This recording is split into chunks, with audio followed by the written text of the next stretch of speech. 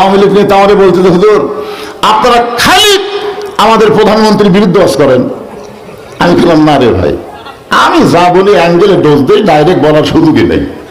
কথা এই অ্যাঙ্গেল বুঝবার পরে 10 বছর আমার পাবনা ঢুকতে দেয়নি, তাহলে অ্যাঙ্গেল বুঝিছে যে হুজুর তো হাসতে হাসতে কাম সারা। তা আমাকে বলতেছে, হুজুর এত মসজিদ বানায় দিল, তার পক্ষে কি কোনো ওয়াজ নাই?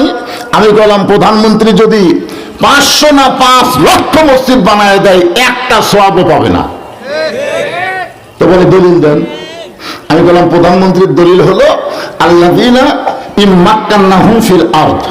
মুসলমানের মধ্যে কেউ যদি প্রধানমন্ত্রী হয়, তার 1 নম্বর দায়িত্ব হলো শত শত মসজিদ বানানো না, 1 নম্বর দায়িত্ব হলো আকামুস সালাত, নামাজ কায়েম করা। জোরে করে কথা ঠিক না?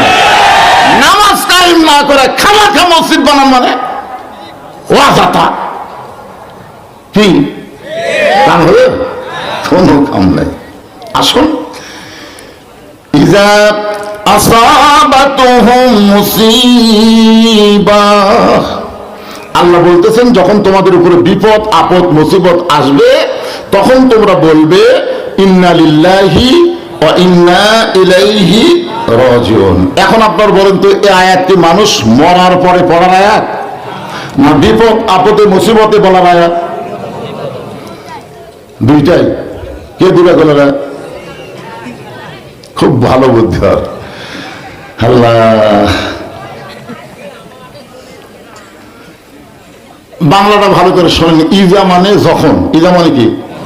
আসাবাতুহুম মুসিবা, তোমাদের উপরে বিপদ আপদ মুসিবত আসবে, কলু, তখন তোমরা বলবে ইন্না লিল্লাহি ওয়া ইন্না ইলাইহি রাজিউন। এর বাংলা অর্থ কি জানেন? কোন বনের পাখি তুমি আইলারে কোন বনে, আবার কোন বনেতে যাইতে হবে পড়ছে নাকি মনে? মনে পড়ে? 41 সালের আগে আমার নামাইকে মনে পড়ে? পড়ে না। 5 তলার উপরে উঠে 1.5 লাখ টাকার খাট, 12,000 টাকার কম্বল ওরে তো মানে গায়ে দিয়ে বলতেছে রাত 9টায়, আমার বাড়ি আমার ঘর, আমার নামাইকে। 2 কান্দের ফেরেশতা বলতেছে, আল্লাহ, মানুষ ঘুমের আগে দোয়া পড়ে আল্লাহুম্মা বিসমিকা আমুতু ওয়া আহইয়া, কিন্তু এই বেটা কি দোয়া পড়লো?